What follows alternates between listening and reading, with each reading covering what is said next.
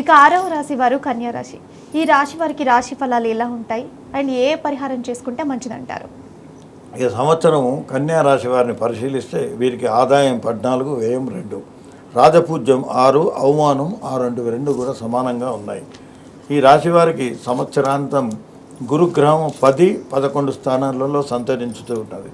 ఈ 10వ స్థానంలో సంచరించే కాలమున అధిక ప్రయాణాలు, అదేవిధంగా వృధా ఖర్చులు పెరగటము, చిన్నపాటి అలసట, అవమానాలు, అదేవిధంగా ఆర్థికంగా ఇబ్బందులు వచ్చే సూచనలు కలవు.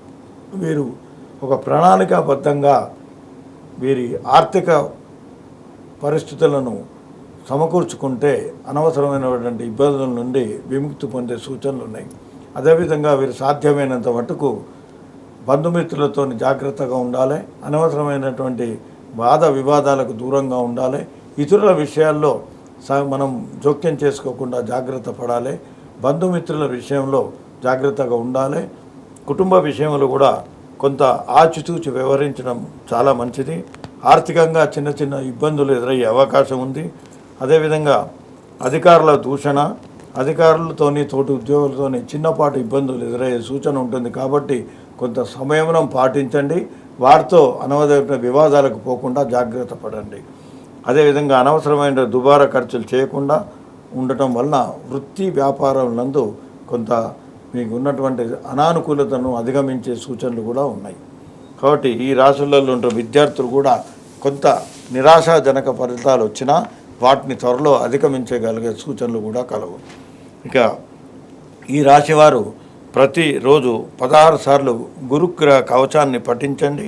సోమవారం శివునికి 108 బిల్వ పత్రాలను సమర్పించి అర్చన చేయండి, శుభప్రదంగా ఉంటుంది.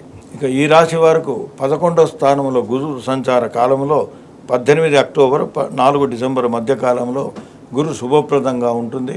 వీరు తలపెట్టిన కార్యాలందు విజయము, ఆర్థికంగా మంచి ఆదాయం పెరగటము, అట్లాగే బంధుమిత్రుల ఆగమము, బంధుమిత్రులతో కలిసి శుభకార్యాల్లో పాల్గొనడం, ఆనందాన్ని సంతోషాన్ని పంచుకోగలుగుతారు. ఆరోగ్యపరంగా కూడా కలిసి వస్తుంది. వృత్తి వ్యాపారం నందు లాభాలు, ఉద్యోగస్తులకు రావాల్సిన ఇంక్రిమెంట్లు, ప్రమోషన్లు వచ్చే సూచనలు కలవు. ఇక ఈ రాశి వారికి 7వ స్థానం నందు శని. ఈ శని సంచార కాలంలో కొంత జాగ్రత్తగా ఉండాలి, దుబారా ఖర్చులకు దూరంగా ఉండటం, అదేవిధంగా ఇతర విషయాల్లో జోక్యం చేసుకోకుండా జాగ్రత్తగా మెదులుకోవటం, దూర ప్రయాణాలు మానుకోవటం, కుటుంబంలో ఎవరికన్నా చిన్నపాటి అనారోగ్య సమస్యలు ఎదురయ్యే సూచనలు ఉన్నాయి. కాబట్టి కొంత మనోధైర్యంతో నిలిచి ముందుకు సాగితే వాటిని అధిగమించగలుగుతారు.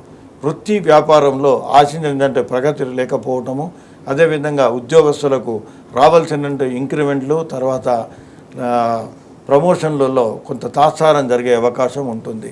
వీరు సాధ్యమైనంత మటుకు దూర ప్రయాణాలు మానుకోవటము, అదేవిధంగా బంధుమిత్రులతోని జాగ్రత్తగా మసులుకోవడం వలన వీరు ఇబ్బందులను అధిగమించే సూచనలు బాగా కలవు.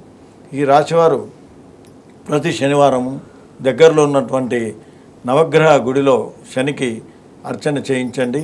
అదేవిధంగా ప్రతిరోజు శని కవచాన్ని 19 సార్లు రిపీట్.